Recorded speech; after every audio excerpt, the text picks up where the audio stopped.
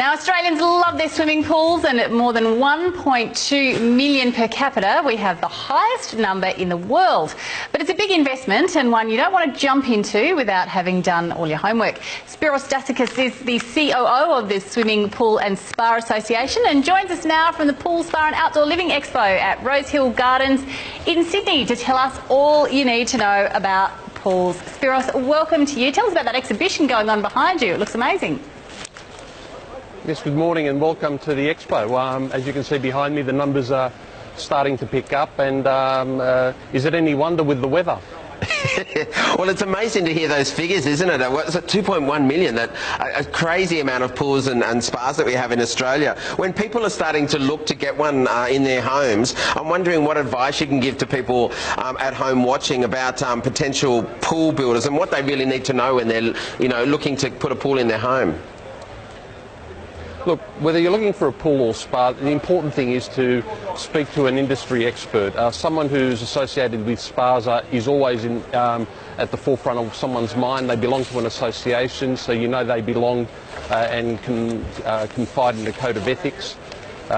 Think about the sort of choices, your lifestyle needs, and speak to the builder or spa supplier about how many people in your home, whether you want heating, where it's going to be located, because they're best suited to assist you in coming up with something that's suitable for your particular lifestyle, because everyone's different.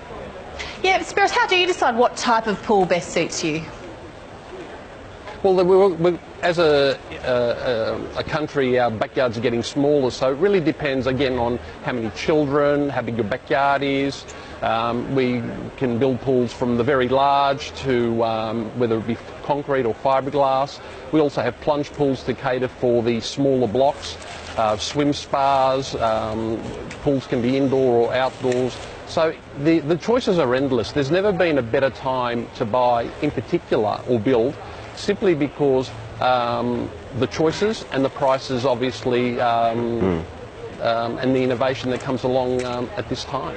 It's important that you mentioned the plunge pool, Spiros. Even with my clients, as homes are getting larger and the blocks are slightly smaller, the plunge pool I'm seeing really common in my field. I'm wondering, when people are getting to put one in, what sort of inclusions should they look to with their pool company, like a DA, the development application? Do the homeowners have to deal with that, or does the pool company take care of that? The pool owner can, but you'll find that most builders and most organisations will take that task on for you and facilitate that process for you. They're experts at this, so they know how the system works. They can expedite processes where the language, the lingo is sometimes a little bit foreign to the first time person who's doing a renovation or a construction project. So we're there to assist, our members are there to assist. Some of the things they should be looking for is obviously hard landscaping, soft landscaping in and around the plunge pool, as an example. Lighting, ambient lighting, because lighting isn't just about the pool, it's about how it splashes onto the backyard, the barriers, the eaves of the building. It provides a wonderful atmosphere. We also have energy efficient pumps. Putting the right pump in by a reputable manufacturer could save somewhere in the vicinity between 60 to 80% of energy based on your configuration. So there's some exciting energy efficiency initiatives for people to think about. So not only can you swim in a plunge pool in your backyard at a reasonable price, you can feel good about it because of the sustainability that comes with it. The ongoing costs. Now, can you explain variations and how we avoid them? Sure. Variations are things that occur during the project life where no one's really thought about it. So as an example, you'll pick a particular type of tile, and halfway through the process you might choose a more expensive tile because you've seen it in a really a nice magazine and you think, I want to go for that tile. So you'll speak to your builder and they will look at the price of both and charge you a variation for that additional cost if it's a more expensive product. It also works the other way where it's a cheaper product, so they can reduce a variation. And at times we have a zero cost variation where it's just the replacement of similar, so there's no cost, but it's a variation. It needs to be documented because what you've signed up for is X and what you're getting is Y. So variations are there to cater for your changing needs and the changing needs of the project. There's not really a way, though, to avoid perhaps the variation of what's happening under the ground, because as a pool, installer is digging the ground, sometimes we just don't know what they're going to hit underneath, and that can change the costs quite dramatically from one pool to another, can't it? Well, they can, but the contract that people enter into actually deals with that. So you know up front what happens in these scenarios, so nothing is a surprise. And the idea is that you're talking to a builder through that entire process, so you know if you hit shale or sandstone, what the cost of that is up front, not later.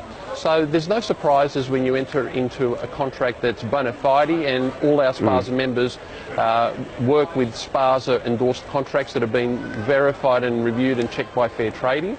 So in this regard, consumers should continue to ask questions of their builder throughout the process, but we ask them to just keep the dialogue open and manage their contract, which is written in plain language. And is insurance important? Absolutely.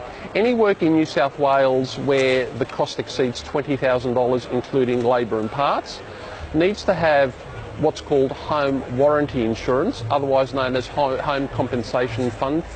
And that protects the homeowner should anything adverse happen through the project, such as the builder has an accident and passes away, or doesn't return to do certain work. It's there to protect the consumer. It's mandatory. So homeowners should expect the builder to come to them and say, look, we're taking out insurance on your behalf, and the insurance is then given to the consumer prior to the builder being able to take a deposit or commencing work on the project. Yeah. You mentioned the contract a minute ago, Spiros. Where can people go, mums and dads at home who maybe don't deal with the legal world, where can they go to get knowledge on the contract to understand it a little bit more? Look, our website, spasa.com.au, has a contract checklist on there. We also have tips and fact sheets that are downloadable. We also offer a service to consumers to call us directly. We provide impartial advice and generic advice suitable to their specific needs. So they can feel comfortable in downloading the material, looking at the tips that we provide, but certainly talking to us if they get confused through the process.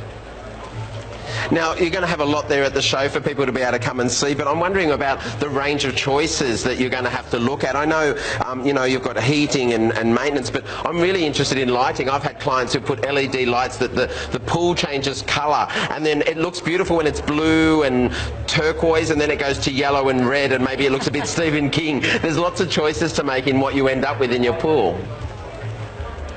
That's right, there's something for everyone. So you can actually have your normal coloured lights in LED, which are again energy saving, but there's also coloured dials where you can have up to 3,000 lighting choices in different hues and colours. And you might have decide to have a blood red pool one day and a vibrant blue the next, orange, yellows for a particular party, theme, etc. Or you might have a rotating dial. It's a little bit quirky, but nevertheless we cater to everyone's taste, and it's pretty spectacular to see in a swimming pool, especially when you've got associated landscape around the pool and you just see the effect and the ambience it provides. So we also have obviously spas here with some serious stereo systems installed, and televisions as well, which a wonderful addition to any spa. Yep.